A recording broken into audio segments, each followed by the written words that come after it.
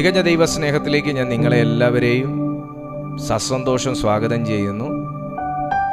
ഇഫദൈൻ Jesus മിനിസ്ട്രീസിൻ്റെ ഈ online മീറ്റിങ്ങിൽ attend ചെയ്യുന്ന ഈ ലൈവ് സെഷൻ അറ്റൻഡ് ചെയ്യുന്ന ഈ മീറ്റിങ്ങിൻ്റെ റെക്കോർഡിങ്ങിന് ശേഷം കാണുന്ന എല്ലാ ദൈവമക്കളെയും, കർത്തൃദാസന്മാരെയും കർത്തൃദാസിമാരെയും, കർത്താവിൻ്റെ വേലയിലായിരിക്കുന്നവരെയും സമർപ്പിക്കപ്പെട്ടവരെയും, കർത്താവിൽ ഏറ്റവും പ്രിയരായ നിങ്ങളെ എല്ലാവരെയും ഞാൻ യേശു കർത്താവിൻ്റെ നാമത്തിൽ എൻ്റെ സ്നേഹവന്ദനം അറിയിക്കുന്നു. വലിയൊരു ആത്മീയ അന്തരീക്ഷത്തിലേക്കാണ്, വലിയൊരു പരിശുദ്ധാത്മാഭിഷേകത്തിലേക്കാണ് ഞാൻ നിങ്ങളെ സ്വാഗതം ചെയ്തിരിക്കുന്നത്. ദൈവത്തിൻ്റെ മഹത്വം, ഗ്ലോറി നമ്മുടെ മധ്യത്തിലുണ്ട്. നമ്മളിന്നത് ഈ വചന ശുശ്രൂഷയുടെ മധ്യത്തിൽ തന്നെ നമുക്കത് പൂർണ്ണമായി മനസ്സിലാക്കുവാൻ തക്കവണ്ണം കഴിയും. ആ നിറഞ്ഞ ദൈവസാന്നിധ്യം ഇന്ന് നമ്മുടെ കൂടാരങ്ങൾക്കകത്ത് വെളിപ്പെട്ടു വരും. ആ നിറഞ്ഞ ദൈവസാന്നിധ്യം നമ്മുടെ കൂടാരങ്ങൾക്കകത്ത് വെളിപ്പെട്ടു വരും. നിങ്ങളെ കർത്താവ് സ്പർശിക്കും. നിങ്ങൾ ആർക്കു വേണ്ടിയാണോ പ്രാർത്ഥിക്കുന്നത്, ആ വ്യക്തിയുടെ അരികിലേക്ക് ദൈവത്തിൻ്റെ കൽപ്പന കടന്നു ചെല്ലും.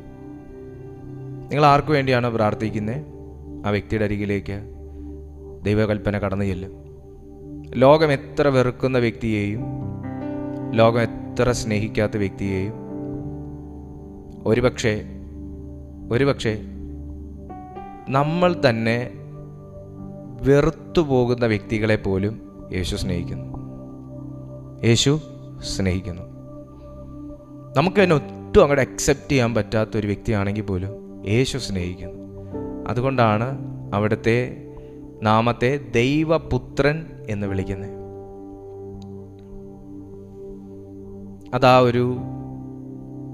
അതാ ഒരു പേഴ്സണാലിറ്റിയുടെ പ്രത്യേകതയാണ്. അപ്പം അങ്ങനെയാണെങ്കിൽ യേശു കർത്താവിൽ തന്നെ ഒരേ സമയം മനുഷ്യപുത്രൻ എന്നും ദൈവപുത്രൻ എന്നും ബൈബിൾ അഡ്രസ്സ് ചെയ്യുമ്പോൾ നമുക്ക് യേശുവിൽ നിന്ന് ഉൾക്കൊള്ളേണ്ടതായ ഒരുപാട് കാര്യങ്ങൾ യേശുവിലുണ്ട്. ഇന്നും മനുഷ്യന് പൂർണ്ണമായിട്ടും സ്വാംശീകരിച്ചെടുക്കാൻ കഴിഞ്ഞിട്ടില്ലാത്ത പല കാര്യങ്ങളും, പല മിസ്റ്ററീസും യേശുവിലുണ്ട്, ഇന്നുമുണ്ട്. ആ യേശു എന്ന് പറയുന്ന ആ വാക്കിനകത്ത് ഇനിയുമുണ്ട്, കടലോളമുണ്ട്, ഒരുപക്ഷെ കടലിനേക്കാളേറെയുണ്ട്. അപ്പം ഞാൻ പറഞ്ഞത്, നമ്മൾ വെറുക്കുന്ന, നമുക്ക് ഇഷ്ടമല്ലാത്ത, നമുക്ക് അക്സെപ്റ്റ് ചെയ്യാൻ പറ്റാത്ത, നമുക്ക് മാർക്കിടാൻ പറ്റാത്ത വ്യക്തികളെ നമ്മൾ എന്തോ ചെയ്യും, മാറ്റി നിർത്തും. അല്ലെങ്കിൽ നമ്മൾ അവരുമായിട്ടുള്ള കോണ്ടാക്റ്റ് കട്ട് ചെയ്യും. പക്ഷെ ദൈവത്തിന് അത് പറ്റത്തില്ല. കർത്താവ് അവരെ വീണ്ടും റിട്രീവ് ചെയ്തെടുക്കാനായിട്ട് ശ്രമിക്കും. വീണ്ടും അവരെ റിവേഴ്സ് ചെയ്ത് കൊണ്ടുവരാൻ ശ്രമിക്കും. വീണ്ടും അവരെ ഒന്നും കൂടെ മോൾഡ് ചെയ്തെടുക്കാൻ ശ്രമിക്കും. നമ്മൾ നഷ്ടപ്പെട്ടു പോയി എന്ന് പറയുന്ന പലതിനെയും കർത്താവിന് തിരിച്ചു കൊണ്ടുവരാൻ പറ്റും. എനിക്ക് കർത്താവ് തന്നിരിക്കുന്ന ഈ മെസ്സേജിന് ഇങ്ങനൊരു ഇൻട്രൊഡക്ഷൻ കൊടുക്കണമെന്നല്ല ഞാൻ ആഗ്രഹിച്ചിരുന്നത്. എന്നാൽ ഞാൻ ഇങ്ങനെയൊക്കെ പറയുന്നുണ്ടെങ്കിൽ, എന്നെക്കൊണ്ട് ഇങ്ങനെയൊക്കെ പറയിക്കുന്നുണ്ടെങ്കിൽ എനിക്ക് നല്ല ബോധ്യമുണ്ട് ഈ പ്ലാറ്റ്ഫോമിൻ്റെ മേൽ അങ്ങനെ ഒരു അനോയിൻറ്റിങ് കിടക്കുന്നത് കൊണ്ട് ഇവിടെ എൻ്റെ പദ്ധതിയോ എൻ്റെ ഇൻട്രൊഡക്ഷനോ ഒന്നും ഇവിടെ ഒന്നും നടക്കൂല എന്നും, ഇത് വേണ്ടവർക്ക് വേണ്ടി കർത്താവ് കൊടുത്തുകൊണ്ടിരിക്കുന്നതാണെന്ന് എനിക്ക് നല്ല ബോധ്യമുണ്ട്. അതുകൊണ്ട് അങ്ങനെ തന്നെ ഈ മൈക്ക് കൊടുത്തിട്ട് നിൽക്കുന്നു എന്ന് മാത്രം. വളരെ പ്രാർത്ഥനയോടിരിക്കുക. അപ്പോൾ എഴുതി തള്ളിയ കേസിനെയും കർത്താവെടുത്ത് പൂജ്യത്തിൻ്റെ ഇപ്പുറത്ത് വെച്ച് കൊടുക്കും. എഴുതി തള്ളിയ കേസിനെയും ഇപ്പം പൂജ്യമാണെങ്കിലും കർത്താവെടുത്ത് ഒരു സംഖ്യയ്ക്കിപ്പുറം വെച്ച് കൊടുക്കും. എന്ന് പറഞ്ഞാൽ യാതൊരു പ്രതീക്ഷയും ഇല്ലാത്ത ഒരു വ്യക്തിയാകട്ടെ, യാതൊരു പ്രതീക്ഷയ്ക്കും വകയില്ലാത്ത ഒരു കാര്യമാകട്ടെ, അതിൻ്റെ അകത്ത് കർത്താവ് അതിനെ കണ്ടാൽ, യേശു അതിനെ കണ്ടാൽ, ദൈവം അതിൻ്റെ അരികിലേക്ക് ചെന്നാൽ അത് വിലയുള്ളതായിത്തീരും. ഇവിടെ ഞാൻ യോനായുടെ പുസ്തകമാണ് കർത്താവ് എനിക്ക് തന്നേക്കുന്നത്. യോനായുടെ പുസ്തകത്തിൽ നിന്ന് സംസാരിക്കാനാണ് ദൈവം എൻ്റെ ഉള്ളത്തിൽ ഒരു നിയോഗം തന്നിരിക്കുന്നത്.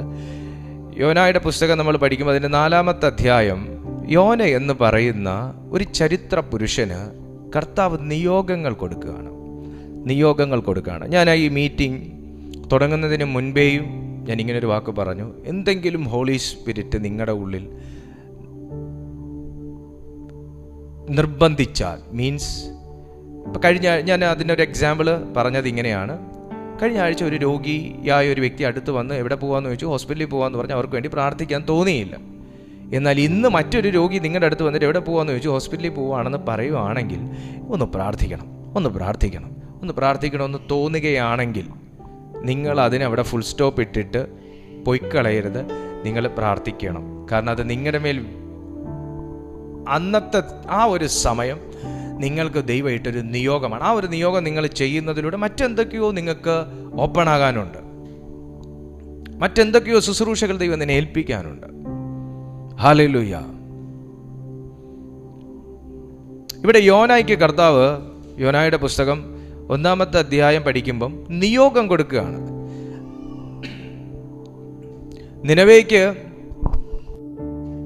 നിനവേയ്ക്ക് കടന്നു ചെന്ന് നിനവേക്കെതിരായി പ്രസംഗിക്കാൻ നിയോഗം കൊടുക്കുമ്പോൾ നിനവേ എന്ന് പറയുന്ന പട്ടണത്തോട് യോനായ്ക്ക് ഒരു അകൽച്ചയും ഒരു അതൃപ്തിയും ഒരു കോപവും ഉള്ളത് കൊണ്ട് ആള് തർശീശിലേക്ക് ടേൺ ചെയ്തു. ഞാനൊരു കാര്യം പറയാം. എൻ്റെ മുമ്പിൽ നിനവേ വയ്ക്കുന്നതും തർശീശ് വയ്ക്കുന്നതും കപ്പൽ കൊണ്ടുവരുന്നതും എല്ലാം ദൈവമാണ്.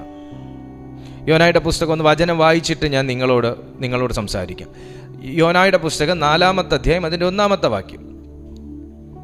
യോനായ്ക്ക് ഇത് അത്യന്തം അനിഷ്ടമായി, അവന് കോപം വന്നു. യോനായ്ക്ക് ഇത് അത്യന്തം അനിഷ്ടമായി, അവന് കോപം വന്നു. യോന ആരാ? യോന ചരിത്ര പുരുഷനാണ്. പഴയ നിയമം പഠിക്കുമ്പോൾ അത് യേശുവിൻ്റെ പ്രതിരൂപമാണെന്നൊക്കെ നമുക്കൊരു ഭാഗം നമുക്ക് ചില ചരിത്രങ്ങൾ പഠിക്കുമ്പോൾ കാണാനൊക്കെ പറ്റും. ഞാനിപ്പോൾ അതിലോട്ടൊന്നും അങ്ങനെ കയറുന്നില്ല. യോന ഒരു ചരിത്ര പുരുഷനാണ്. യോനായെ തിരഞ്ഞെടുത്തത് ദൈവമാണ്. നിയോഗങ്ങൾക്കായിട്ടാണ് യോനായെ ദൈവം തിരഞ്ഞെടുത്തത്. യോനായുടെ മുമ്പിൽ കർത്താവ് നിനവേ എന്ന് പറഞ്ഞൊരു പട്ടണമാണ് വെച്ചത്. ശ്രദ്ധിച്ച് കേൾക്കണേ. നിനവേ എന്ന് പറയുന്നൊരു നിയോഗമാണ് യോനായ്ക്ക് വെച്ചത്. യോനായ്ക്ക് കൊടുത്ത ശുശ്രൂഷ നിനവേയിലേക്ക് പോകുക, ഞാൻ ആ പട്ടണത്തോട് കോപിച്ചിരിക്കുന്നു, ഞാൻ അതിനെ നശിപ്പിക്കാൻ പോകുന്നു എന്ന് നീ പ്രസംഗിച്ച് പറയുക. ഇത് യോനായ്ക്ക് കൊടുത്തൊരു ദൗത്യമാണ്. അവിടെ ഒരു തർശീശ് ക്രിയേറ്റ് ചെയ്തത് യോനയാണ്. ദൈവം നമ്മളോടൊരു കാര്യം ചെയ്യാൻ പറയും. നമ്മൾ ആ കാര്യത്തെ ലോജിക്കലി ചിന്തിച്ച് കൂട്ടിക്കിഴിച്ച് അതിനെ സമ്മറൈസ് ചെയ്ത് ആകെ മൊത്തം വൃത്തികെട്ടൊരു പരുവമാക്കി മാറ്റി നമ്മൾ ദൈവത്തിൻ്റെ പദ്ധതിയിൽ നിന്ന് തെറ്റി ഒഴിയുന്നതിനേക്കാൾ നല്ലത് ദൈവം എന്തെങ്കിലും ഒരു കാര്യം നമ്മളെ ഏൽപ്പിച്ചു കഴിഞ്ഞാൽ, കർത്താവ് എന്തെങ്കിലും ഒരു അരുളപ്പാട് അറിയിച്ചു കഴിഞ്ഞാൽ അതിലേക്ക് മൂവ് ചെയ്യുന്നതാണ്. നിനവേ എന്ന് പറയുന്ന പട്ടണത്തോട് യോനയ്ക്കൊരു ഒരിതുണ്ട്, ഒരനിഷ്ടമുണ്ട്. അതിൻ്റെ പിന്നിലൊരു കാരണമുണ്ട്.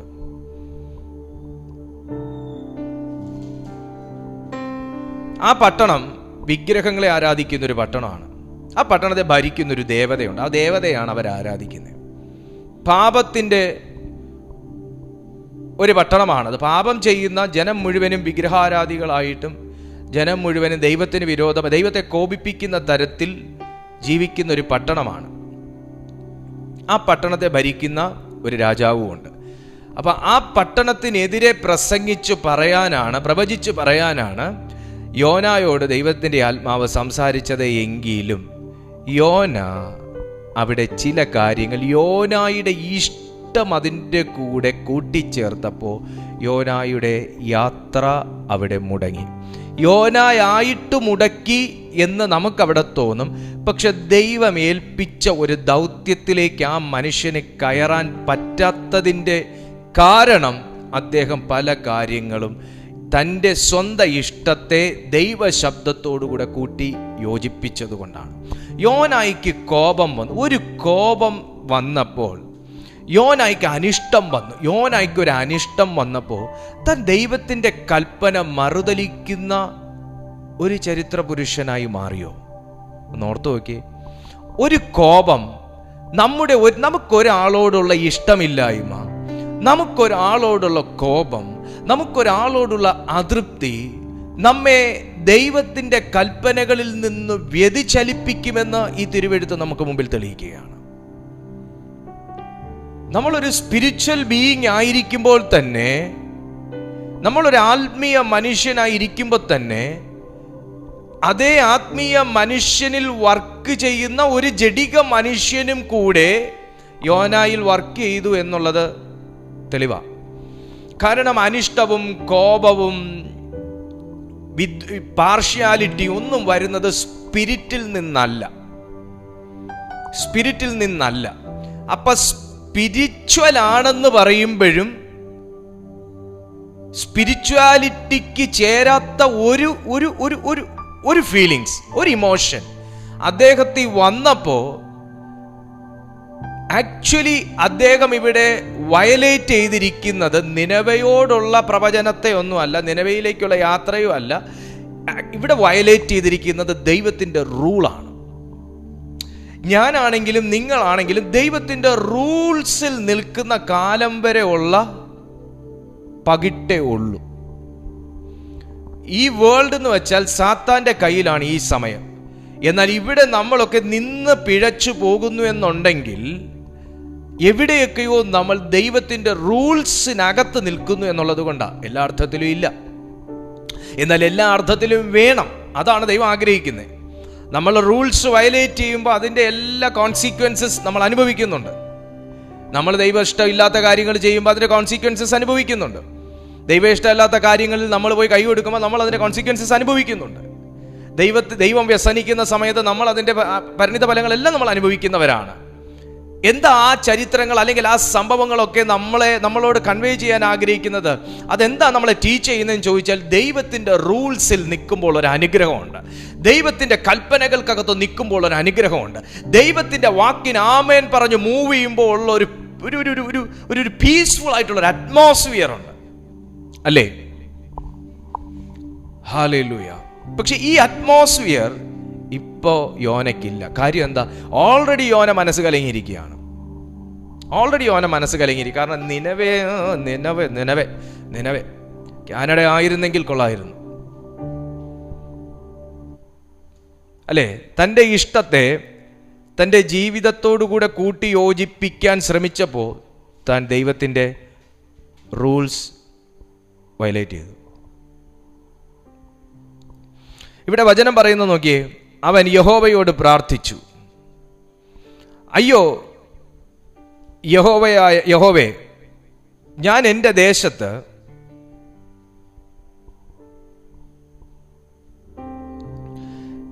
ദേശത്ത് ആയിരുന്നപ്പോൾ ഞാൻ പറഞ്ഞ വാക്ക് ഇത് തന്നെ അല്ലയോ?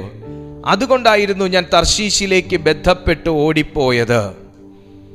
എന്ന് പറഞ്ഞാൽ യോനായ്ക്ക് ഈ നിനവെ എന്ന് പറയുന്ന പട്ടണം ദൈവത്തിന് യോഗ്യമല്ല, ദൈവത്തിന് പോലും എടുക്കാൻ കൊള്ളാത്തൊരു പട്ടണമാണെന്നും ഈ പട്ടണത്തെ ഒന്നും കർത്താവ് സന്ദർശിച്ചിട്ടും കാര്യമില്ലെന്ന് യോന അങ്ങ് മുൻവിധിച്ചു. നമ്മുടെ മുൻവിധികൾ പലതും തെറ്റാണ് എന്ന് പല സന്ദർഭങ്ങളിൽ ദൈവം നമ്മുടെ ജീവിതത്തിൽ തെളിയിച്ചിട്ടുണ്ട്. പല കാര്യങ്ങളും നമ്മൾ അങ്ങനെയാണ് എന്ന് നമ്മൾ ധരിച്ചിരുന്ന സന്ദർഭത്തിൽ അല്ലെങ്കിൽ ആ ഒരു സാഹചര്യത്തിൽ അതങ്ങനെ അല്ല, വെറുതെ നമ്മൾ അങ്ങനെ തെറ്റിദ്ധരിച്ചു, വെറുതെ നമ്മൾ അങ്ങനെ ചിന്തിച്ചു, അങ്ങനെയൊന്നും ചെയ്യണ്ടായിരുന്നു, അങ്ങനെയൊന്നും പറയണ്ടായിരുന്നു എന്ന് പലവട്ടം നമ്മുടെയൊക്കെ ഉള്ളിൽ കർത്താവ് തന്നെ സംസാരിച്ചിട്ടുണ്ട്. എടാ നീ ഉദ്ദേശിക്കുന്ന പോലെ നീ കംപ്ലീറ്റ്ലി കാര്യങ്ങളൊന്നും ഓക്കെ അല്ല എന്ന് പലവട്ടം നമ്മളോട് തന്നെ നമ്മുടെ മനസ്സാക്ഷി സംസാരിച്ചിട്ടുണ്ട്.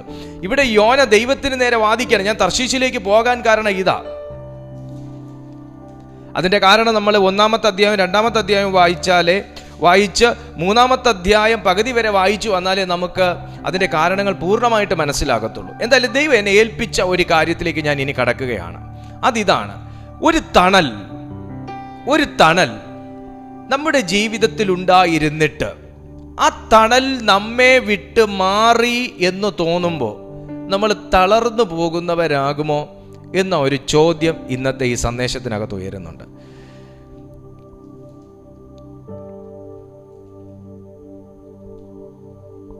അതിൻ്റെ 3-ാമത്തെ വാക്യം വായിച്ചു വരുമ്പോൾ, ആകയാൽ യഹോവേ എൻ്റെ പ്രാണനെ എടുത്തുകൊള്ളണമേ, ജീവിച്ചിരിക്കുന്നതിനേക്കാൾ മരിക്കുന്നത് എനിക്ക് നന്ന് എന്ന് പറഞ്ഞു. നീ കോപിക്കുന്നത് വിഹിതമോ എന്ന് യഹോവ ചോദിച്ചു. ഒരു ദൈവികമല്ലാത്ത ഇമോഷൻ നമ്മുടെ ഉള്ളിൽ ഇങ്ങനെ ഉരുത്തിരിഞ്ഞു വരുമ്പോൾ, ദൈവികമല്ലാത്ത ഒരു വികാരം ദൈവികമല്ലാത്ത ഒരു സ്വഭാവം നമ്മുടെ ഉള്ളിൽ ഉരുത്തിരിഞ്ഞു വരുമ്പോൾ എന്തെല്ലാം ഒരാത്മീയൻ പറയാൻ പാടില്ലാത്ത വാക്കുകൾ അവൻ്റെ വായിൽ സ്വാഭാവികമായിട്ടും വരും എന്നുള്ളത് ഇവിടെ വ്യക്തമാണ്. ഒരു മനുഷ്യൻ ദൈവകൽപ്പനയെ വയലേറ്റ് ചെയ്താൽ, അല്ലെങ്കിൽ ആ റൂൾസ് അവൻ ബ്രേക്ക് ചെയ്താൽ, അല്ലെങ്കിൽ അവൻ അതിൽ നിന്ന് വ്യതിചലിച്ചാൽ, ദൈവം അവനെ അയക്കുന്ന ദേശത്തേക്ക് അവന് പോകാനൊക്കത്തില്ല. 2, ദൈവം അവനെ കൊണ്ട് ചെയ്യാൻ ഉദ്ദേശിക്കുന്ന കാര്യം ചെയ്യാനൊക്കത്തില്ല. എല്ലാവർക്കും വരുന്നൊരു വികാരം ഈ മനുഷ്യന് വന്നുള്ളൂ, കോപവും അനിഷ്ടവും. എന്നെ സ്നേഹിക്കുന്നവരെ ഞാൻ സ്നേഹിക്കൂ എന്ന് പറയുന്ന ഒരു വ്യക്തിയാണ് ഞാനെങ്കിൽ എനിക്ക് ന്യായമായിട്ടും ഒത്തിരി വ്യക്തികളോട് എനിക്ക് അനിഷ്ടം വരും. കാരണം എല്ലാവരും എന്നെ സ്നേഹിക്കുന്നവരല്ല. എന്നെ ആരൊക്കെ സ്നേഹിക്കുന്നില്ല എന്ന് ഞാൻ മനസ്സിലാക്കുന്നു, അവരോടൊക്കെ എനിക്ക് അനിഷ്ടം വരും. അങ്ങനെയുള്ള ഒരു മനുഷ്യനാണ് ഞാനെങ്കിൽ സ്വാഭാവികമായിട്ടും ആ അനിഷ്ടമുള്ള വ്യക്തികളെ കാണുമ്പോൾ എനിക്ക് കോപം വരും.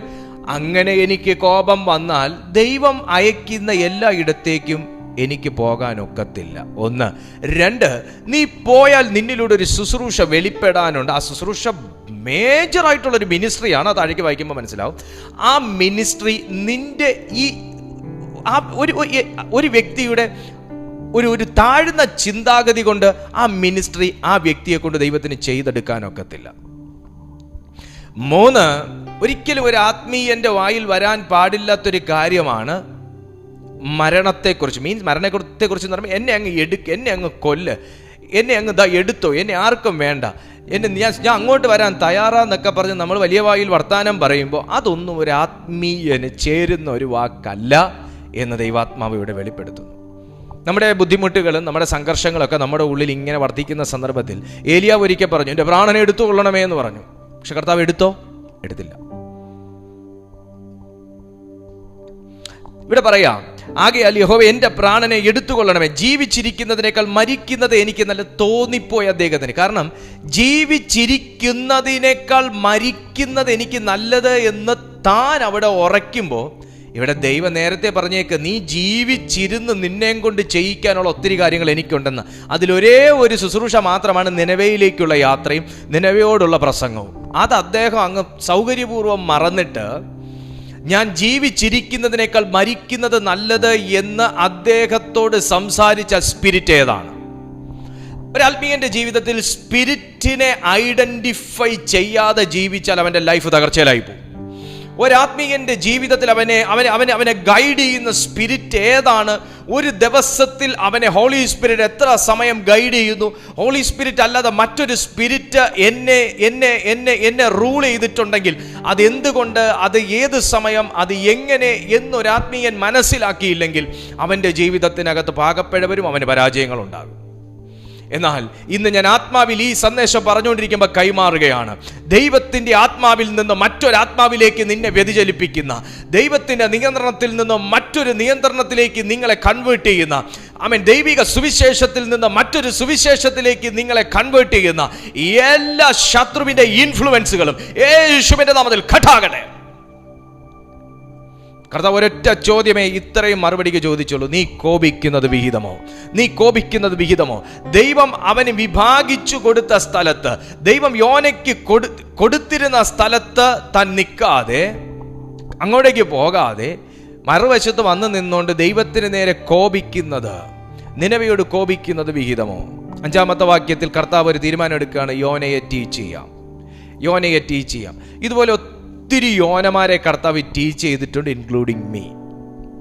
എന്നെ ഉൾപ്പെടെ കർത്താവ് ടീച്ച് ചെയ്തിട്ടുണ്ട്. അതാണ് താഴേക്ക് വായിക്കാൻ പോകുന്നത്. അനന്തരം യോന നഗരം വിട്ടു ചെന്ന് നഗരത്തിന്റെ കിഴക്കേ വശത്തിരുന്നു.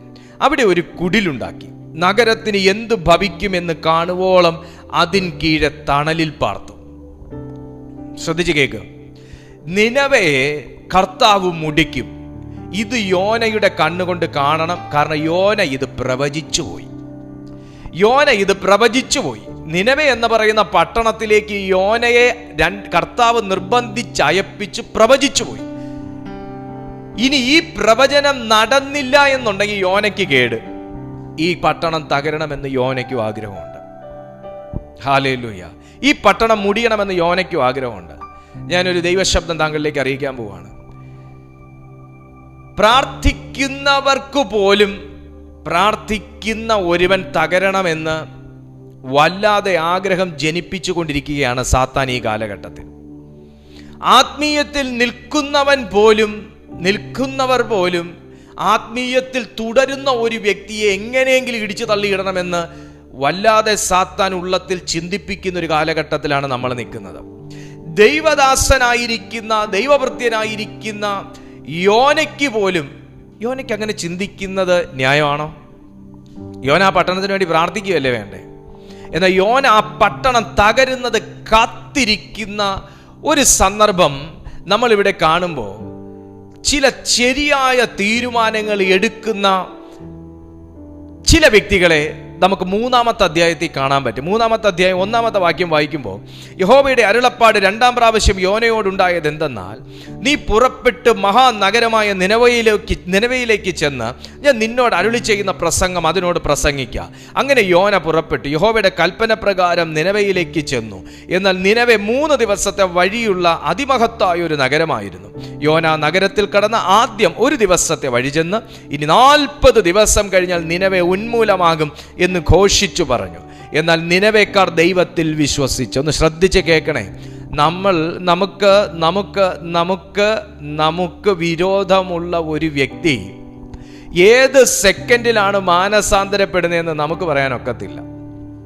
നമുക്ക് കോപമുള്ളൊരു വ്യക്തി അല്ലെങ്കിൽ നമുക്ക് അനിഷ്ടമുള്ളൊരു വ്യക്തി ഏത് സെക്കൻഡിലാണ് മാനസാന്തരപ്പെടുന്നതെന്ന് നമുക്കാർക്കും പറയാനൊക്കത്തില്ല.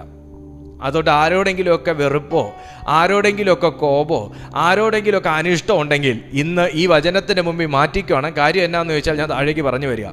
എന്നാൽ നിനവേക്കാർ ദൈവത്തിൽ വിശ്വസിച്ച് ഒരു ഉപവാസം പരസ്യം ചെയ്ത് വലിയവരും ചെറിയവരും ഒരുപോലെ രട്ടെടുത്തു. എനിക്ക് ഈ 3-ാമത്തെ അധ്യായത്തിൽ നിന്നും 4-ാമത്തെ അധ്യായത്തിൽ നിന്നും എനിക്ക് ഒത്തിരി ദൂത് പറയാനുണ്ട്. ഒന്ന്, എത്ര വലിയ നെഗറ്റീവായിട്ടുള്ള പ്രവചനം കേട്ടാലും വിധി പറഞ്ഞാലും ഉപവാസത്തിന്റെ മുമ്പിൽ പൊട്ടാത്ത കെട്ടില്ല കേട്ടോ. എത്ര വലിയ പ്രതിസന്ധി കൊണ്ടുവരുന്ന കേസ് കെട്ടാണെങ്കിലും ദൈവസന്നിധിയിൽ തീരുമാനമെടുത്ത് ഉപവസിച്ചിരിക്കുന്നവന്റെ മുമ്പിൽ തകരാത്ത മതിലും കയറുമില്ല കേട്ടോ, പൊട്ടാത്ത ചങ്ങലകളില്ല കേട്ടോ. നിനവയോട് ചെന്ന് പറഞ്ഞു, നിനവേ ഇനി 40 ദിവസം കഴിഞ്ഞാൽ ബൈ ബൈ, നിങ്ങളെന്ന് പറയുന്ന പട്ടണം പോലും കാണത്തില്ല. നോഹയുടെ കാലത്തുണ്ടായതുപോലെ നിങ്ങൾ നശിക്കാൻ പോവുക എന്നൊക്കെ പറഞ്ഞ് ഘോഷിച്ച് യോന പ്രസംഗിച്ചു. യോനയും ചിന്തിച്ചു ദൈവത്തിന് ഈ ഒരു ഫേസേ ഉള്ളൂ എന്ന് വെച്ചാൽ തകർക്കുന്ന ഒരു ഫേസ്. ഞാനൊരു ദൈവശബ്ദം നിങ്ങളോട് പറയാം. പണിയുന്ന ഒരു ഫേസ് ദൈവത്തിനുണ്ട്. നിങ്ങൾക്കറിയാവോ? എത്ര എത്ര എത്ര എത്ര അധപ്പതിച്ചു പോയവനെയും കൈകളിലെടുത്ത് പണിയുന്നൊരു നല്ല കുശവനാണ് കർത്താവ്. എത്ര ഉടഞ്ഞു പോയതിനെയും കൈകളിലെടുത്ത് നന്നായിട്ട് പുതിയൊരു പാത്രമാക്കി തീർക്കുന്ന കുശവനാണ് കർത്താവ്. ഇന്ന് തകർന്നു പോയ ആരൊക്കെയോ എന്നെ കേട്ടോണ്ടിരിക്കുകയാണ്. ഇന്ന് തകർന്നു പോയി എന്ന് പറയുന്ന ഒത്തിരിയും കേസുകളുള്ളവർ എന്നെ കേട്ടോണ്ടിരിക്കുകയാണ്.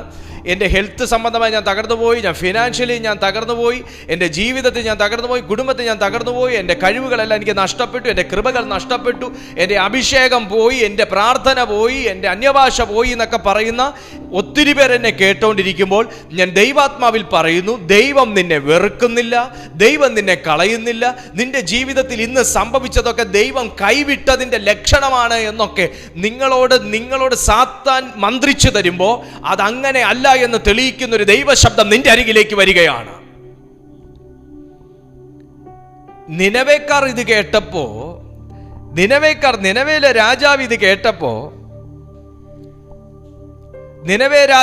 കേട്ടപ്പോ, നിനവേക്കാരെല്ലാരും കൂടെ ഒരു തീരുമാനം എടുത്ത്, എന്നാ അത്?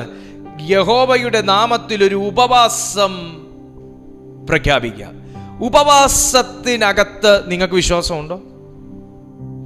ഉപവസിക്കുന്നത് കൊണ്ട് എന്തെങ്കിലും പ്രയോജനമുണ്ടോ എന്ന് നിങ്ങൾക്കറിയാവോ? എന്നാൽ ഇവിടെ നിനവേക്കാരുടെ ഒരു ഉപവാസത്തെക്കുറിച്ച് ദൈവത്തിന്റെ ആത്മാവ് വെളിപ്പെടുത്തുകയാണ്. നിനവേക്കാരുടെ ഒരു ഉപവാസം, എങ്ങനെ അവരുടെ ഉപവാസവും നമുക്കൊന്ന് നോക്കാം. എന്നാൽ നിനവേക്കാർ ദൈവത്തിൽ വിശ്വസിച്ച്, ഞാനൊരു ആത്മാവിലൊരു ദൂത് പറയുകയാണ്. 3-ാമത്തെ വാക്യം നിങ്ങളൊന്ന് കേട്ടെ. 4-ാമത്തെ വാക്യം നിങ്ങളൊന്ന് വായിച്ചേ. ഇനി 40 ദിവസം കഴിഞ്ഞാൽ നിനവെ ഉന്മൂലമാകും. ഇത് യോനായിലൂടെ ദൈവം പറഞ്ഞ വാക്ക്, ഇത് യോനായുടെ ഇഷ്ടത്തിൽ പറഞ്ഞ വാക്കൊന്നുമല്ല. ഇനി 40 ദിവസം കഴിഞ്ഞാൽ നിനവെ ഉന്മൂലമാകും. ഈ വാക്കിനെ ബ്രേക്ക് ചെയ്യാൻ കഴിയുന്ന ഒരു പ്രൊഫറ്റിൽ അവർ ആശ്രയിച്ചില്ല. ദിവസങ്ങൾ എണ്ണി കാത്തിരിക്കുന്ന ആരെങ്കിലും ഇതിനകത്തുണ്ടെങ്കിൽ, ഇനി ഇത്ര ദിവസം കൂടെ ഉള്ളൂ, ഇനി ഇത്ര സമയം കൂടെ ഉള്ളൂ, ഇനി ഇത്ര മാസം കൂടെ ഞാൻ ജീവിക്കത്തുള്ളൂ, കുഞ്ഞെ, ആ വാക്കിനെ ബ്രേക്ക് ചെയ്യാൻ കഴിയുന്ന ഒരു ദൈവത്തെക്കുറിച്ചാണ് ഞാൻ സംസാരിച്ചുകൊണ്ടിരിക്കുന്നത്. ശ്രദ്ധിച്ച് കേട്ടാട്ടെ. ഇനി 40 ദിവസം കഴിഞ്ഞ പറഞ്ഞ പ്രൊഫറ്റിന് ഈ ദിവസമൊന്നും തെറ്റിയിട്ടില്ല. ദൈവം പറഞ്ഞ ഡേറ്റ് തന്നെ പറഞ്ഞേ.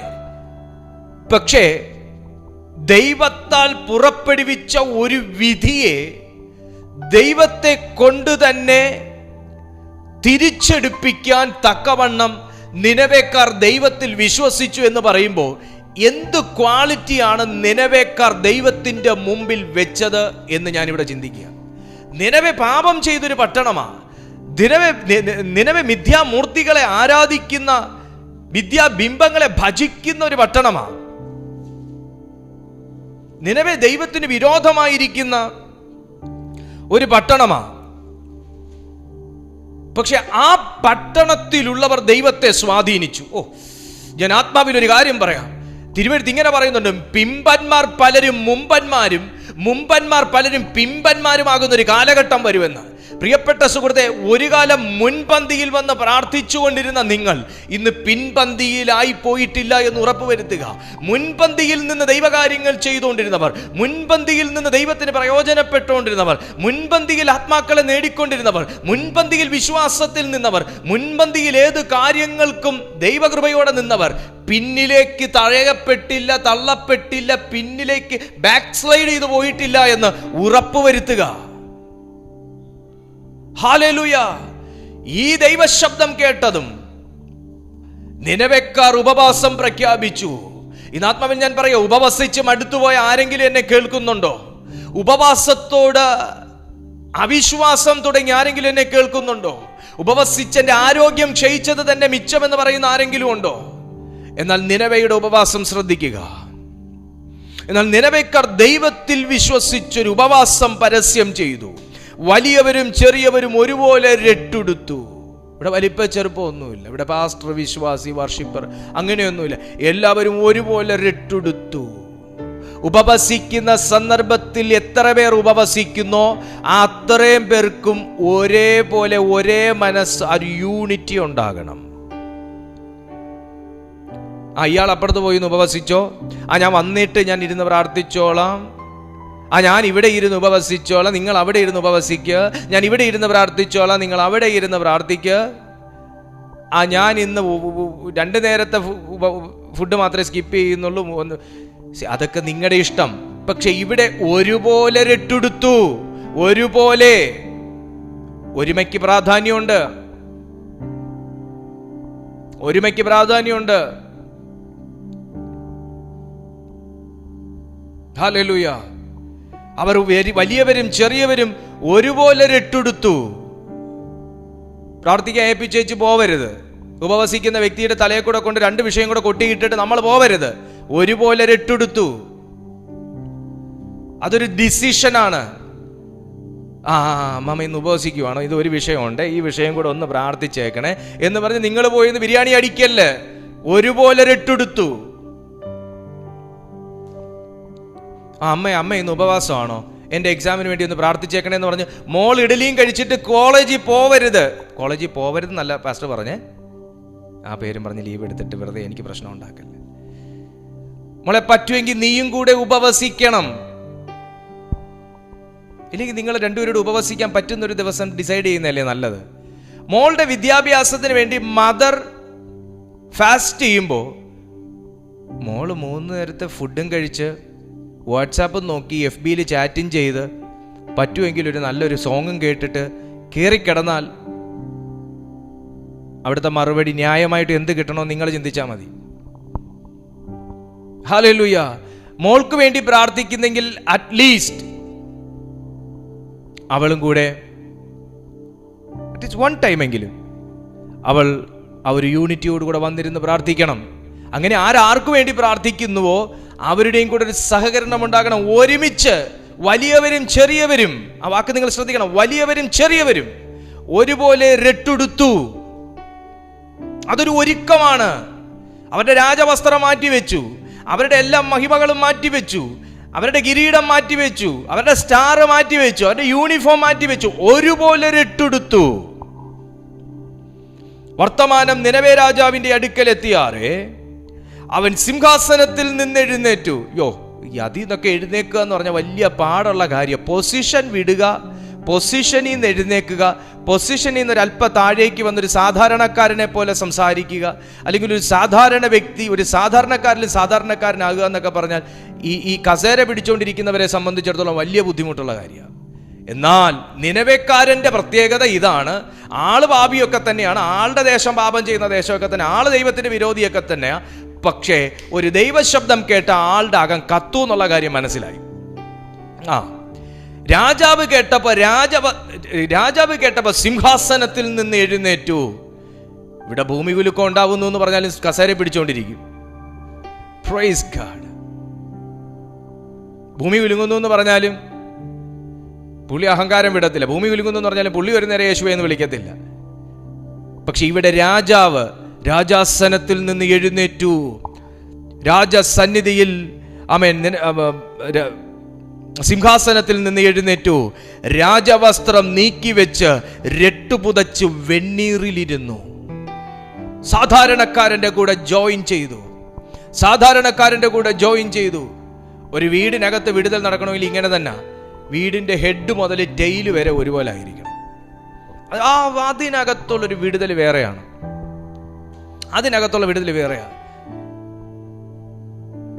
ആ വീടിനകത്തുള്ള അന്തർജനം മാത്രം ഇരുന്ന് ഉപവസിച്ചാൽ സത്യം പറഞ്ഞാൽ നിങ്ങൾ അധികമായിട്ട് അവരെ കൊണ്ട് ഭാരം ചുമപ്പിക്കുക. എന്നാൽ ആ വീടിനകത്തുള്ള എല്ലാവരും കൂടെ ഒന്ന് ഒരുമിച്ച് ഒന്ന് രട്ടെടുത്ത് വെണ്ണീറിലിരുന്നാൽ നിങ്ങൾ 40 ഇരുന്ന നിങ്ങൾ 20 ആകുമ്പോൾ തന്നെ ഡെലിവറൻസ് കിട്ടും. എനിക്ക് അറിഞ്ഞൂടാ, ഞാനിത് എന്തോ ആത്മാവിൽ ഇങ്ങനെ ഈ സന്ദേശം ഇങ്ങനെ ഞാൻ മെസ്സേജ് കൊടുത്തുകൊണ്ടിരിക്കുക. ഹല്ലേലൂയ. ആ രാജാവും അവരോട് കൂടെ ഇറങ്ങി ഉപവസിക്കാൻ ഇരുന്നു. അവൻ നിനവയിൽ എങ്ങും ഘോഷിച്ച് പരസ്യമാക്കിയത് എന്തെന്നാൽ രാജാവിൻ്റെയും അവൻ്റെ മഹത്തുക്കളുടെയും ആജ്ഞയാവിത്, മനുഷ്യനോ മൃഗമോ, ശ്രദ്ധിച്ചേ, മനുഷ്യനോ മൃഗമോ കന്നുകാലിയോ ആടോ ഒന്നും ഒരു വസ്തുവും ആസ്വദിക്കരുത്. അവിടുത്തെ മൃഗത്തെ പോലും ഉപവസിക്കാൻ വേണ്ടി പ്രാക്ടീസ് ചെയ്യിച്ചു. മക്കളെ ഉപവസിക്കാൻ നിങ്ങൾ എൻകറേജ് ചെയ്യാറുണ്ടോ? കുഞ്ഞു പിള്ളേരുടെ കാര്യം അല്ല കേട്ടോ ഞാൻ പറയുന്നത്. മക്കളെ ഉപവാസം എന്തെന്ന് പഠിപ്പിച്ചിട്ടുണ്ടോ? ഉപവസിക്കാറുണ്ടോ? അറ്റ്ലീസ്റ്റ് ഒരു 3 days നിങ്ങൾ ഫാസ്റ്റ് ചെയ്യാറുണ്ടോ? 7 days ഫാസ്റ്റ് ചെയ്യാറുണ്ടോ? അറ്റ്ലീസ്റ്റ് 1 day ഫാസ്റ്റ് ചെയ്യാറുണ്ടോ? 1 day 3 times നിങ്ങൾക്ക് ഫുഡ് സ്കിപ്പ് ചെയ്യാൻ പറ്റുന്നുണ്ടോ? നല്ല സെൻസിലെടുക്കുക. ഇന്നത്തെ ഒത്തിരി മെഡിസിൻസ് കഴിക്കുന്നവരുണ്ടാകും. അവരൊക്കെ അവരുടെ ഹെൽത്ത് അനുസരിച്ച് വേണം ഡിസിഷൻ എടുക്കാൻ. ഒരിക്കൽ ഞങ്ങളുടെ ഈ മീറ്റിങ്ങിൽ 21 days ഫാസ്റ്റിംഗ് പ്രഖ്യാപിച്ചു. ഒരു അസുഖത്തിന് മെഡിസിൻ എടുത്തുകൊണ്ടിരുന്ന ആൻറ്റി ഞാൻ ഈ പറഞ്ഞതും കേട്ട് ഫാസ്റ്റ് ചെയ്യാൻ വേണ്ടി, ആൻറ്റി റീസെൻ്റ്ലി ഞങ്ങളുടെ കൂടെ ജോയിൻ ചെയ്തായിരുന്നു, ഈ ഫാസ്റ്റിംഗ് പ്രഖ്യാപിച്ചു. 21 days-ൽ 17 days ഒരു തുള്ളി വെള്ളവും കുടിക്കാതെ എങ്ങനെ ഇരുന്നു വെച്ചാൽ എനിക്ക് അറിഞ്ഞൂടാ. 17 ദിവസം എന്നാണ് അവരുടെ ഹസ്ബൻഡ് എന്നെ വിളിച്ച് പരാതി പറഞ്ഞത്. 17-15 ദിവസമായിട്ട് വെള്ളം കുടിക്കാതെ 3 നേരം ഭക്ഷണവും കഴിക്കാതെ അവർ ഫാസ്റ്റ് ചെയ്ത് അവസാനം തല കറങ്ങി വീണു. അവരെ ഹോസ്പിറ്റലിൽ അഡ്മിറ്റ് ചെയ്ത്.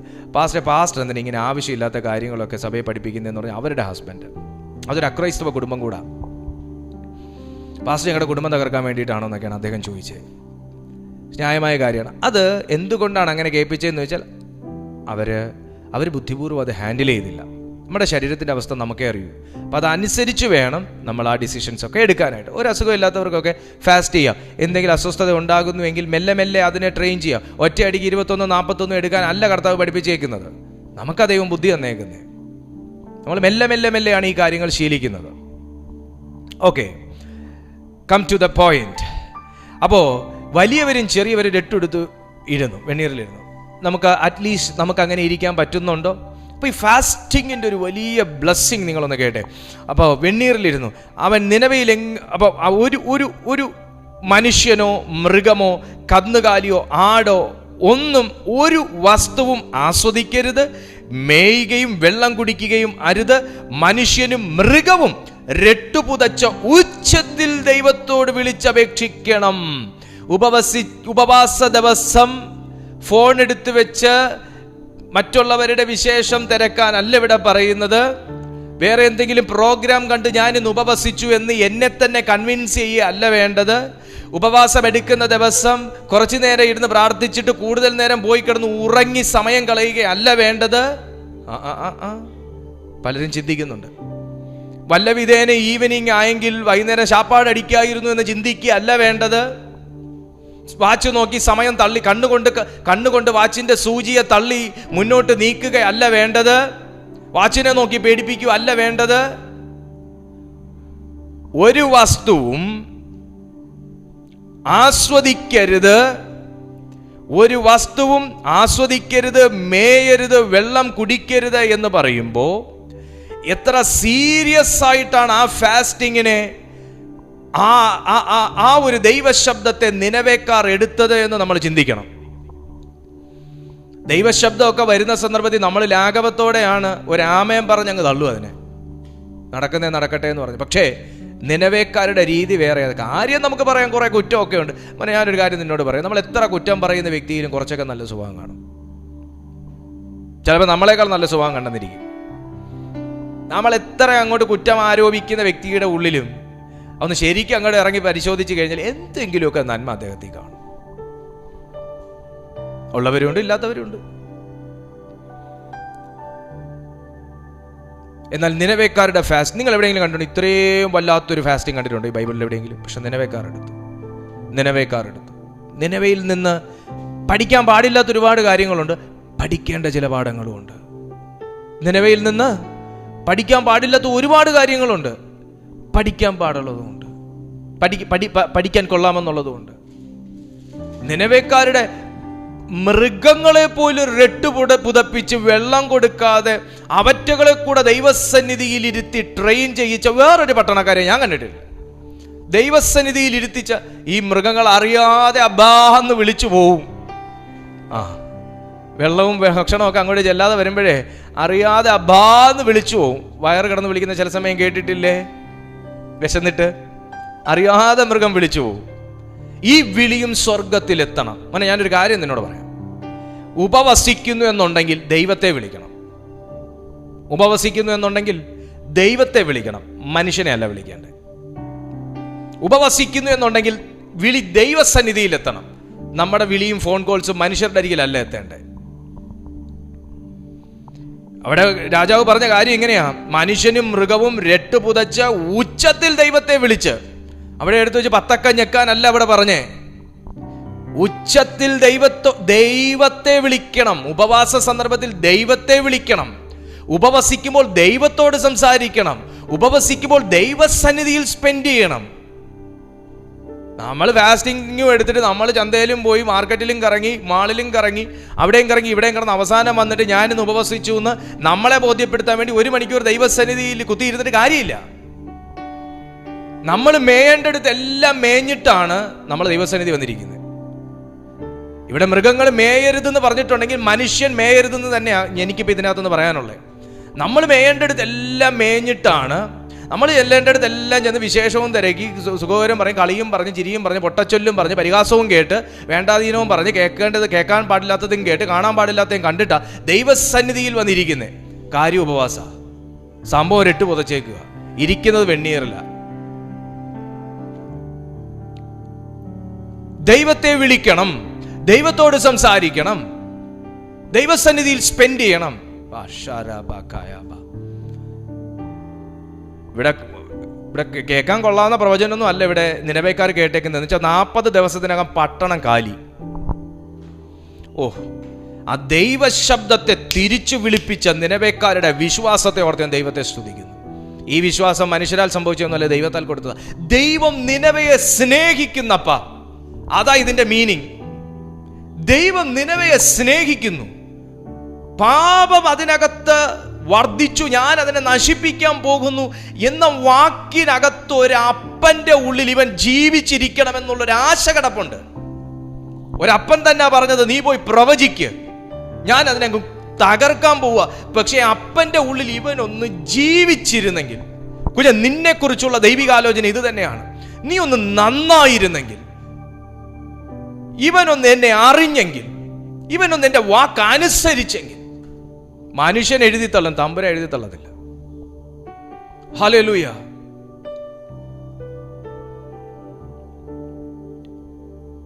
ഓരോരുത്തൻ താൻ താൻ്റെ ദുർമാർഗവും താൻ താൻ്റെ കൈക്കലുള്ള സാഹസവും വിട്ട് മനം തിരിയുകയും വേണം. ഉപവാസ സമയം സംഭവിക്കേണ്ട ഒരു കാര്യം ഇതാ.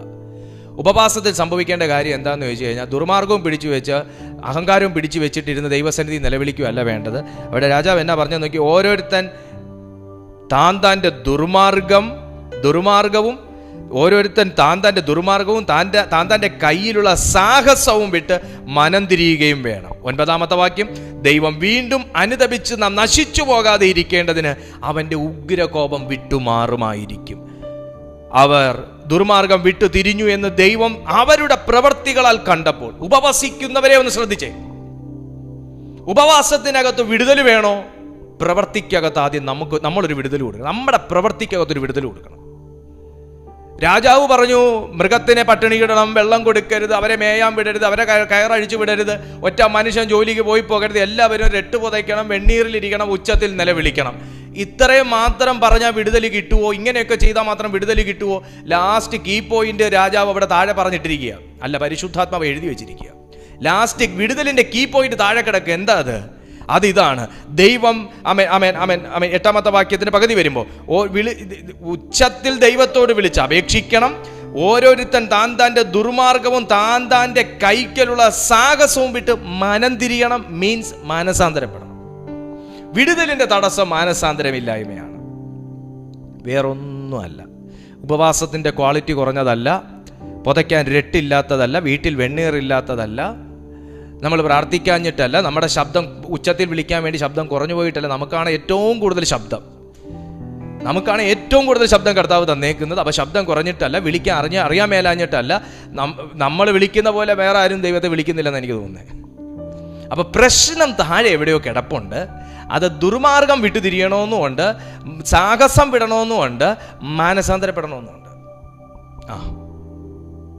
10-ാമത്തെ വാക്യത്തിൽ എനിക്ക് ഭയങ്കരമായിട്ട് ഇഷ്ടപ്പെട്ടു. അവർ ദുർമാർഗം വിട്ടു തിരിഞ്ഞു എന്ന് ദൈവം അറിഞ്ഞപ്പോഴെന്നല്ല, അവരുടെ പ്രവർത്തികളാൽ അറിഞ്ഞപ്പോൾ. Oh my God.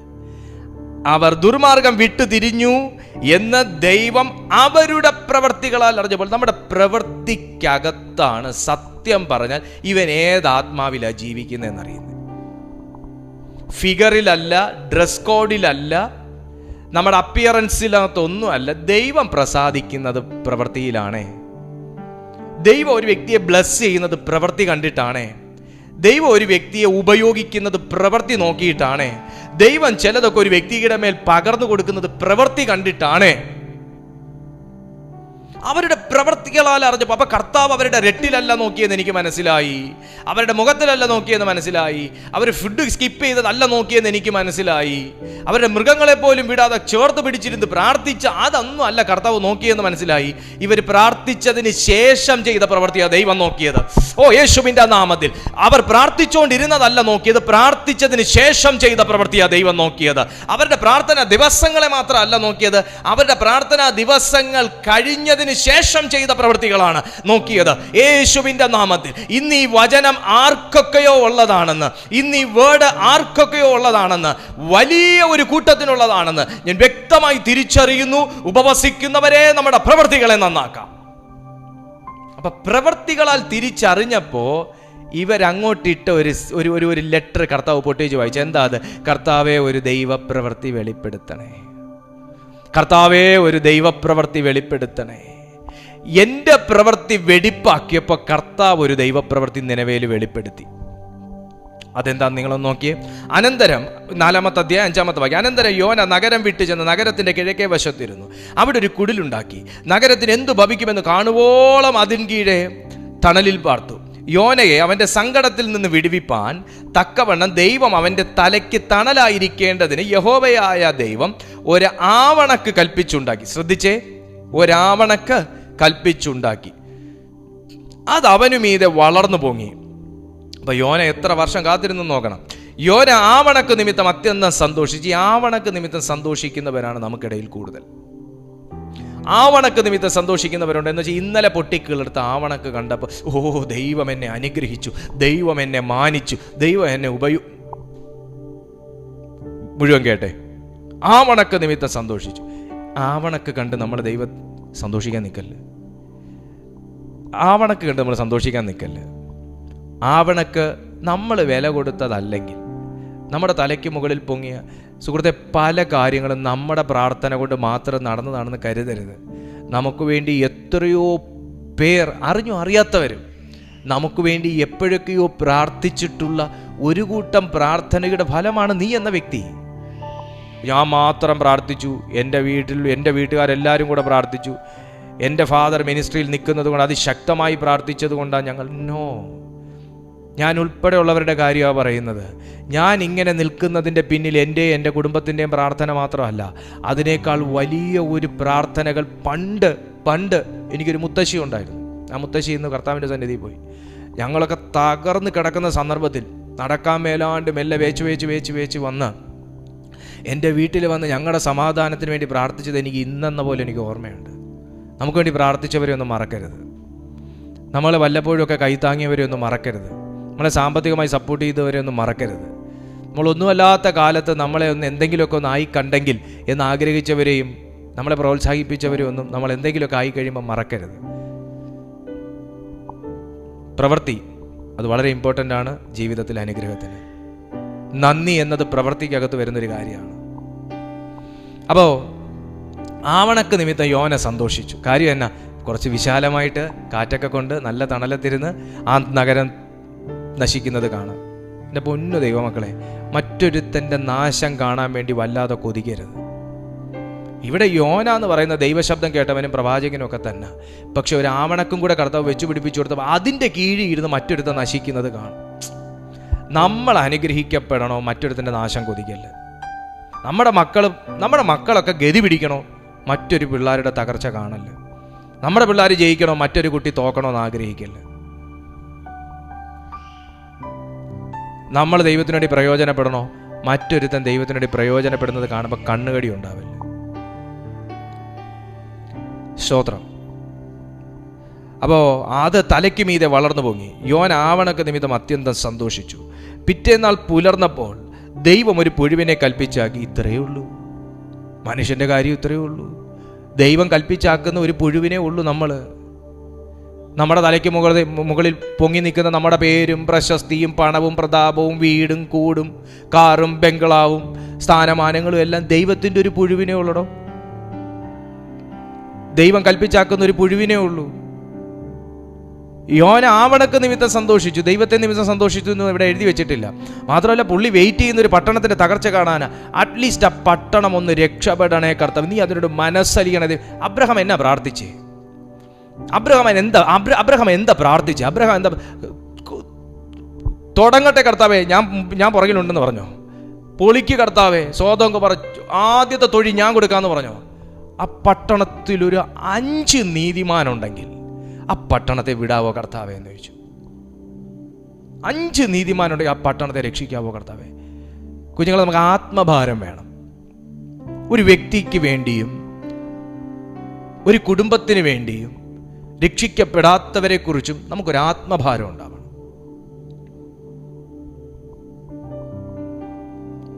യോനയ്ക്കതില്ല, ഇല്ലായിരുന്നു. പക്ഷെ യോനയെ കർത്താവ് ട്രെയിൻ ചെയ്തു. യോനയെ കർത്താവ് വെറുക്കുന്നു? ഇല്ല, യോനയെ കർത്താവ് വെറുക്കുന്നില്ല. യോനയെ കർത്താവ് സ്നേഹിക്കുന്നുണ്ടാവും. ഒത്തിരി ട്രെയിനിങ് പീരീഡുകൾ, യോനയുടെ ട്രെയിനിങ് പീരീഡ് കൂടുതലായിരുന്നു. ഞാനൊരു കാര്യം നിങ്ങളോട് പറയാം. നമ്മൾ ആഗ്രഹിക്കുന്ന സമയത്ത് പല കാര്യങ്ങളും നടക്കുന്നില്ല എന്നുണ്ടെങ്കിൽ, നമ്മൾ പറയുന്ന സന്ദർഭത്തിൽ പല കാര്യങ്ങളും നടക്കുന്നില്ല എന്നുണ്ടെങ്കിൽ, ദൈവം ആഗ്രഹിക്കുന്നത് പോലെ ഇനിയും നമ്മൾ എവിടെയോ ലെവലാവാനുണ്ട്. ദൈവം ആഗ്രഹിക്കുന്ന പോലെ നമ്മൾ എവിടെയോ ലെവലാവാനുണ്ട്.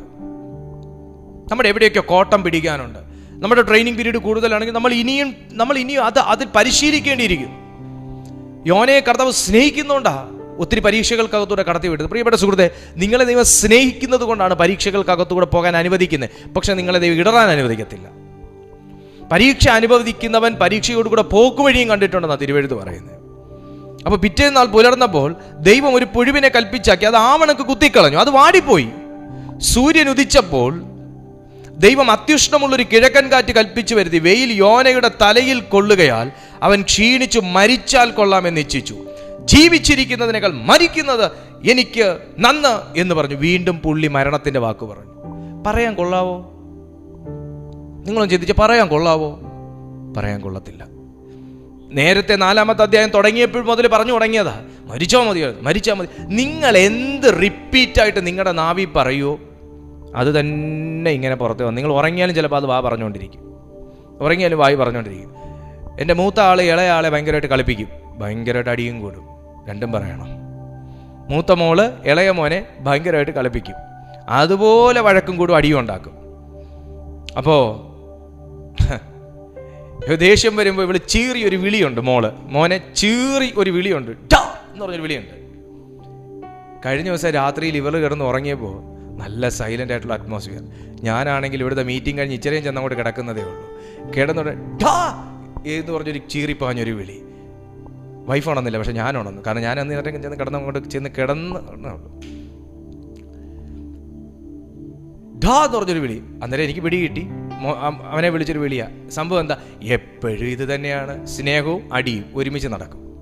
ഇപ്പം കളിച്ചുകൊണ്ടിരിക്കുന്നതാണ്, കുറച്ച് കഴിയുമ്പോൾ അവിടെ തല്ലുകൾ കൂടുന്നതാണ് രണ്ടുപേരും കൂടെ. അപ്പോൾ ഇത് ശീലിച്ചതാ. ദേഷ്യം വരുമ്പോൾ ഢാ എന്ന് പറഞ്ഞാൽ ആ വിളി അവൾ ഉറങ്ങിക്കിടന്നപ്പോഴും വിളിക്കുക വായിക്കകത്ത്. നമ്മൾ ഈ പറയുന്നത് നമ്മുടെ ഉള്ളിലിട്ട് ഇങ്ങനെ നമ്മൾ മനനം ചെയ്യുന്നത്, അത് വചനമാണെങ്കിൽ നിങ്ങളുടെ വായിൽ അത് വചനമായിട്ട് വരും. അത് വേണ്ടാത്ത എന്തെങ്കിലും ചിന്തയാണെങ്കിൽ അത് എപ്പോൾ കണ്ണടച്ചാൽ ആ സാധനം മുന്നിൽ വരത്തുള്ളൂ. നിനവേക്കാരുടെ പ്രവൃത്തി നന്നായി എന്ന് കർത്താവ് കണ്ടപ്പോൾ, ഇങ്ങനെ വചനം കിടക്കുന്നത്, നിനവേക്കാരുടെ പ്രവൃത്തി നന്നായി എന്ന് കർത്താവ് കണ്ടപ്പോൾ വിടുതലായി. നിനവേക്ക് വിടുതലായി. 40 ദിവസം കൊണ്ട് ഉന്മൂലമാക്കുമെന്ന് പറഞ്ഞ പട്ടണത്തോട് ദൈവം മനസ്സലിഞ്ഞു. ആമേൻ. അത് താഴേക്ക് പറയുന്നുണ്ട്. സൂര്യൻ ഉദിച്ചപ്പോൾ യോനയുടെ തലയിൽ തീ തട്ടിയപ്പോൾ, ചൂട് തട്ടിയപ്പോൾ യോന ദൈവത്തിന് നേരെ പിറുപിറുത്തു. മരിച്ചാൽ കൊള്ളാമെന്ന് പറഞ്ഞ് തീരുമാനിച്ചു. ഇത് വിഹിതമോ? ദൈവം ചോദിക്കും, ഇത് വിഹിതമോ? 9-ാമത്തെ വാക്യം പറയുമ്പോൾ ദൈവം യോനയോട്, നീ ആവണക്ക് നിമിത്തം കോപിക്കുന്നത് വിഹിതമോ എന്ന് ചോദിച്ചതിന് അവൻ, ഞാൻ മരണപര്യന്തം കോപിക്കുന്നത് വിഹിതം തന്നെ എന്ന് പറഞ്ഞു. അതിന് യഹോവ, നീ അധ്വാനിക്കുകയോ വളർത്തുകയോ ചെയ്യാതെ ഒരു രാത്രിയിൽ ഉണ്ടായി വരികയും ഒരു രാത്രിയിൽ നശിച്ചു പോകുകയും ചെയ്തിരിക്കുന്ന ആവണക്കിനെ കുറിച്ച് നിനക്ക് അയ്യോഭാവം തോന്നുന്നുവല്ലോ. എന്നാൽ വലങ്കയും ഇടങ്കയും തമ്മിൽ തിരിച്ചറിഞ്ഞുകൂടാത്ത 1,20,000 ചില്ലുവാനം മനുഷ്യരും അനേകം മൃഗങ്ങളുമുള്ള മഹാനഗരമായ നിനവയോട് എനിക്ക് അയ്യോഭാവം തോന്നരുതോ? ഇനി നിങ്ങൾ പറ, 40 ദിവസത്തിനകത്ത് തകർത്ത് കളയുമെന്ന് കർത്താവ് പറഞ്ഞത് മനസ്സോടെയാണോ അതോ ഇവർ മാനസാന്തരപ്പെടാനാണോ? ചില തകർച്ചകൾ നമ്മുടെ ജീവിതത്തിൽ വരുന്നത്, ചില തകർച്ചകൾ കർത്താവ് അനുവദിക്കുന്നത് എവിടേക്കോ നമ്മളൊന്ന് മാനസാന്തരപ്പെടാൻ വേണ്ടിയാണ്. നമ്മുടെ ചുവടൊന്ന് നിൽക്കുന്നിടത്തുനിന്ന് ഒന്ന് ഉയർത്തി വെക്കാൻ വേണ്ടിയാണ് കർത്താവ് ചിലതൊക്കെ അനുവദിക്കുന്നത്. പ്രിയപ്പെട്ട സുഹൃത്തെ, നമ്മളൊക്കെ ദൈവത്തിന് നേരെ മല്ല് പിടിക്കുന്നത് നമ്മൾ നട്ടു വളർത്തിയിട്ടില്ലാത്ത ചില ആവണക്കുകൾ നമ്മുടെ ജീവിതത്തിൽ നിന്ന് മാറിപ്പോകുന്ന സന്ദർഭത്തിലാണ്. നമ്മൾ വില കൊടുത്തിട്ടില്ലാതെ വന്ന ബന്ധങ്ങൾ, അതിൽ നിന്ന് നമുക്കുണ്ടായ പ്രോഫിറ്റ് നഷ്ടപ്പെടുമ്പോൾ അവരെന്നെ വിട്ടുപോയി, ഇത് ദൈവത്തിന് എന്തുകൊണ്ട് പിടിച്ചു നിർത്താൻ പറ്റിയില്ല എന്ന് ചിന്തിച്ചാണ് മല്ല് പിടിക്കുന്നത്. നമ്മൾ പ്രാർത്ഥിക്കാത്ത ചില അനുഗ്രഹങ്ങൾ നമ്മുടെ ജീവിതത്തിലേക്ക് വന്നു കയറി സഡൻലി അത് നമ്മളെ വിട്ട് അങ്ങോട്ട് മാറിയപ്പോൾ നമ്മൾ പെട്ടെന്ന് ദൈവത്തിന് ആ അനുഗ്രഹം എന്നിൽ നിന്ന് പോയി, നീ എന്തുകൊണ്ട് പിടിച്ചു നിർത്തിയില്ല എന്ന് ചോദിച്ച് നമ്മൾ മല്ല് പിടിക്കുകയാണ്. അത് തന്നെ ദൈവം യോനയോടും ചോദിച്ചത്, നീ കോപിക്കുന്നത് വിഹിതമോ? നീ ആവണക്ക് നിമിത്തം കോപിക്കുന്നത് വിഹിതമോ? നീ അധ്വാനിക്കുകയോ വളർത്തുകയോ ചെയ്യാതെ ഒരു രാത്രിയിൽ ഉണ്ടായി വരികയും ഒരു രാത്രിയിൽ നശിച്ചു പോവുകയും ചെയ്ത ആവണക്കിനെ കുറിച്ച് നിനക്ക് അയ്യോഭാവം തോന്നുന്നുവോ? ഇതിനകത്തൊരു ദൂത് എനിക്ക് പറയാനുണ്ട്. നമ്മൾ പ്രാർത്ഥിച്ച് നേടുന്നതിനെ പിശാചിനെടുക്കാൻ പറ്റത്തില്ല. ആമേൻ പറയുന്നത് നല്ലതാ. നമ്മൾ അധ്വാനിച്ചുണ്ടാക്കുന്നതിനെ കവരാൻ സാത്താന് പറ്റത്തില്ല. ദൈവം അതിനെ പ്രൊട്ടക്ട് ചെയ്യും. നമ്മൾ നീതിയോടെ സമ്പാദിക്കുന്നതിനെ ചോർത്തിക്കൊണ്ടുപോകാൻ ദൈവം പിശാചിനെ അനുവദിക്കത്തൊന്നുമില്ല. ദൈവം പ്രൊട്ടക്ട് ചെയ്യും. നമ്മൾ വില കൊടുക്കുന്നതിനെ അടിച്ചു മാറ്റിക്കൊണ്ട് പോകാൻ ദൈവം അനുവദിക്കത്തില്ല. ദൈവം പ്രൊട്ടക്റ്റ് ചെയ്യും. കവർച്ചയ്ക്ക് ഏൽപ്പിച്ചു കൊടുക്കുന്നവര് അതങ്ങനെ അങ്ങ് പോവും. ഞാൻ അല്ലാത്ത കാര്യമാണ് പറയുന്നത്. നീ അധ്വാനിച്ചില്ലല്ലോ യോന, ഈ ആവണക്ക് വളരാൻ നീ തടമെടുത്തോ? ഈ തൈ നീ കൊണ്ട് നട്ടോ യോന? നീ ഇതിന് വെള്ളം ഒഴിച്ചോ യോന? നീ ഇതിനെ നോക്കി വളർത്തിയോ യോന? നീ സസ്യത്തോട് സംസാരിച്ചോ യോന? നീ ഇത് വളരാൻ വേണ്ടി പ്രാർത്ഥിച്ചോ യോന? യോനയ്ക്ക് മറുപടിയില്ല. ദൈവം നമ്മളോട് ചോദിച്ചാലോ? നമ്മൾ ദൈവത്തിൻ്റെ സന്നിധിയിൽ ചില കാര്യങ്ങൾ ചോദ്യശരങ്ങളായി ഇട്ട് കൊടുത്തേക്കുമ്പോൾ, ഇയ്യോബ് ഇതുപോലെ കുറച്ച് ചോദ്യശരങ്ങൾ ഇട്ട് കൊടുത്തായിരുന്നു. കർത്താവ് തിരിച്ച് റിപ്ലൈ ചെയ്തപ്പോൾ ഇയ്യോബിൻ്റെ വാടഞ്ഞു പോയി. ഇതുപോലെ ചോദിച്ചാലോ? നമ്മൾ ദൈവസന്നിധിയിൽ വിരൽ ചൂണ്ടി ചില കാര്യങ്ങൾ ചോദിക്കുമ്പോൾ, നീ അധ്വാനിച്ചോടാ? നീ ഈ വിടുതലിന് യോഗ്യനാണോടാ? നിനക്ക് ഇതിൻ്റെ വിടുതൽ ഈ സമയം കിട്ടാൻ നീ അധ്വാനിച്ചോടാ? നീ പ്രാർത്ഥിച്ചോടാ? നീ ഉപവസിച്ചോടാ? ദൈവം നമ്മളോട് ചോദിച്ചാലോ? അതാ യോനയോട് ദൈവവും ചോദിച്ചത്. യോന, നീ ഇത് അധ്വാനിച്ചോ? യോന, ഇങ്ങനെ ഒരു ആവണക്ക് വേണോ നീ എന്നോട് പറഞ്ഞോ? ഞാൻ നിനക്ക് കൽപ്പിച്ചാക്കിയതാ. ഒരു ദൂത് പറയാനുണ്ട്. നമ്മൾ ചോദിച്ചത് മാത്രമൊന്നുമല്ല, ചോദിക്കാത്തതും കർത്താവ് തന്നിട്ടുണ്ട്. ദൈവം നമ്മൾ ചോദിക്കാത്ത ചില ബ്ലെസ്സിങ്സ് നമുക്ക് തന്നിരിക്കുന്നത് നിലനിൽക്കണമെങ്കിൽ നമ്മൾ മറ്റുള്ളവരുടെ ക്ഷേമം അന്വേഷിക്കുന്നവരായിരിക്കണം. അയ്യോ, അതൊരു വലിയ വാക്കാട്ടോ. യോന ഒരു കുടിലുണ്ടാക്കി അതിൻ്റെ തണലിൽ ഇരുന്ന സന്ദർഭത്തിൽ അതിനേക്കാൾ നല്ലൊരു തണൽ ഇവനുണ്ടാകട്ടെ എന്ന് ദൈവത്തിന് ഇഷ്ടം തോന്നി ഉണ്ടാക്കിയ ഒരു ആവണക്ക് വന്നപ്പോൾ ഇവൻ അത്യന്തം സന്തോഷിച്ചു. പക്ഷെ അതിൻ്റെ കീഴിലിരുന്നുകൊണ്ട് മറ്റുള്ളവനെ കുത്താൻ നിൽക്കല്ല്.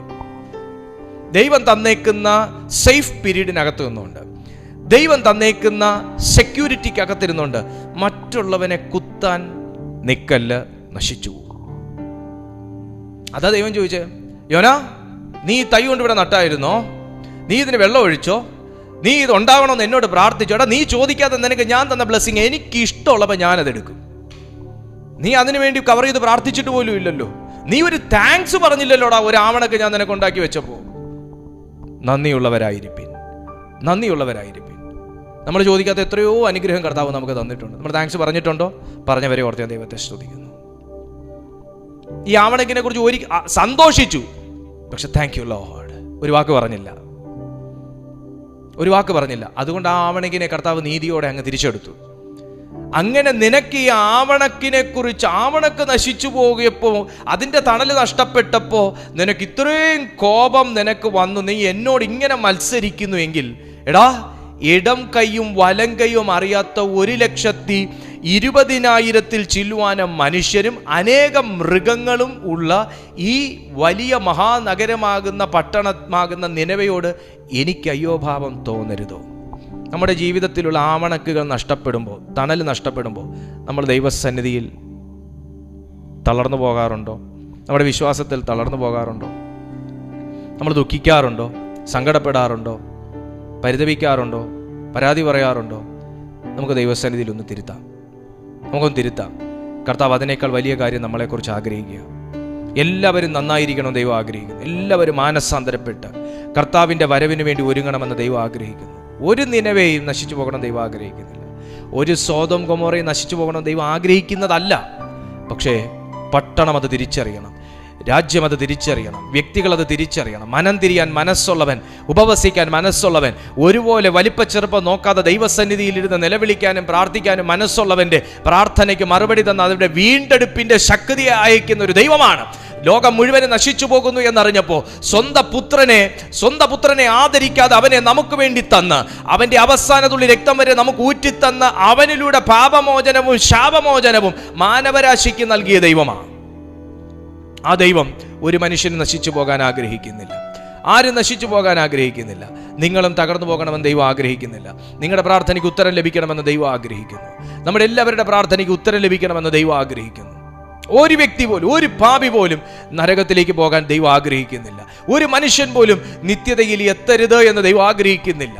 ഒരു മനുഷ്യൻ പോലും നിത്യതയ്ക്ക് ഇവൻ യോഗ്യനല്ല എന്ന് വിധിക്കാൻ ആഗ്രഹിക്കുന്നില്ല. ന്യായവിസ്താര ദിവസത്തിൽ ഒരുവൻ പോലും കുറ്റക്കാരന്റെ പക്ഷത്തുണ്ടാകണമെന്ന് ദൈവം ആഗ്രഹിക്കുന്നില്ല. കർത്താവായ യേശു ക്രിസ്തുവിൽ വിശ്വസിപ്പിൻ, എന്നാൽ നീയും നിന്റെ കുടുംബവും രക്ഷ പ്രാപിക്കും. കർത്താവായ യേശു ക്രിസ്തുവിൽ വിശ്വസിപ്പിൻ, എന്നാൽ നീയും നിന്റെ കുടുംബവും രക്ഷ പ്രാപിക്കും.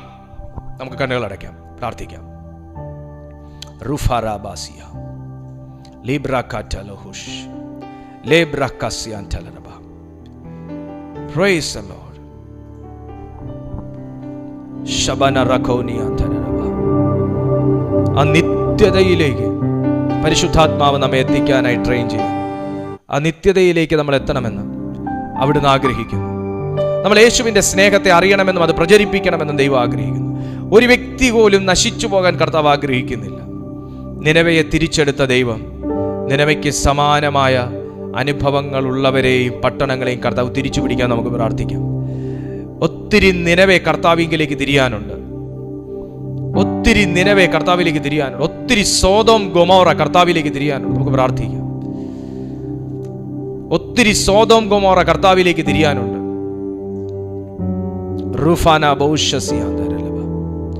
ഒത്തിരി സോദോം ഗൊമോറ കർത്താവിലേക്ക് തിരിയാൻ, ഒത്തിരി പാപികൾ യേശുവിലേക്ക് തിരിയാനുണ്ട്. ഒത്തിരി പാപികൾ മാനസാന്തരപ്പെടാനുണ്ട്. നമ്മുടെ രാജ്യത്തിലുണ്ട്.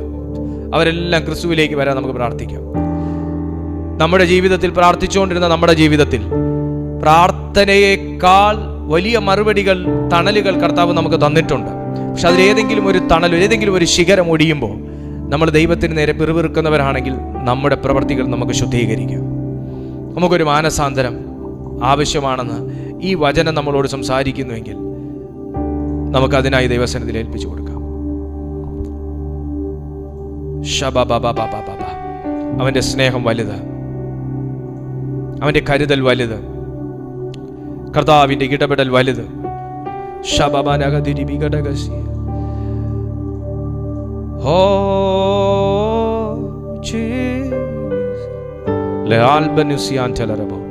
ഞാനിത് പറഞ്ഞുകൊണ്ടിരിക്കുമ്പോൾ തന്നെ ഏതൊക്കെയോ ഭവനങ്ങളെ കർത്താവ് സ്പർശിക്കുകയാണ്.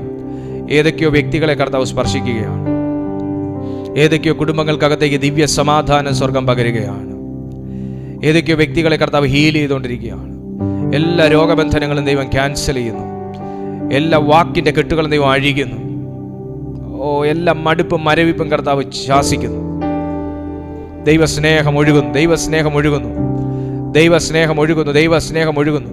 നിനവയോട് എന്തെന്നില്ലാത്ത ഒരു സ്നേഹം കർത്താവിനുണ്ടായി. അവൻ അയ്യോഭാവം തോന്നി. മനുഷ്യർക്ക് അയ്യോഭാവം തോന്നാത്തടുത്ത് ദൈവത്തിന് അയ്യോഭാവം തോന്നി. മനുഷ്യർക്ക് ഹെൽപ്പ് ചെയ്യാൻ പറ്റാത്ത കേസിനെ ദൈവം ഹെൽപ്പ് ചെയ്യാനായിട്ട് തയ്യാറായി.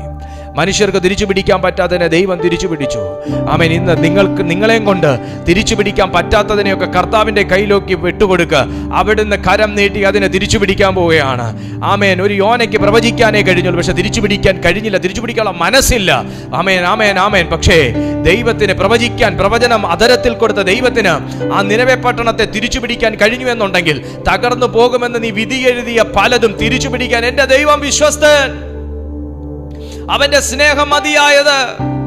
ആ കർത്താവിന്റെ കരം ഇതുവരെ കുറുകി പോയിട്ടില്ല. അവന്റെ കരം നിങ്ങൾക്ക് വേണ്ടി പ്രവർത്തിപ്പാൻ ഇന്നുമുണ്ട്. വിശ്വസിക്കുന്നവർ മാത്രം ആ കരങ്ങളെ അടിച്ചു ദൈവത്തെ മഹത്വപ്പെടുത്തിയേ. ഓ ഹല്ലേലൂയ.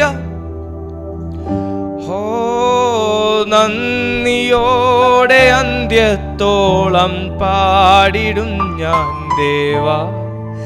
ഇത്രത്തോളം താതൻ എന്നെ സ്നേഹിച്ചുവല്ലോ.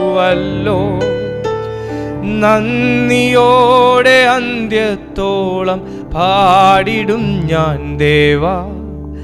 ഇത്രത്തോളം താതൻ എന്നെ സ്നേഹിച്ചുവല്ലോ. പിതാവേ, ഞാൻ ഈ കുടുംബത്തിനായി പ്രാർത്ഥിക്കുന്നു. ഓരോ ഭവനങ്ങൾക്കകത്തേക്കും ആ ദിവ്യ സമാധാനം ഇന്നൊഴുകിയതിനായി നന്ദി.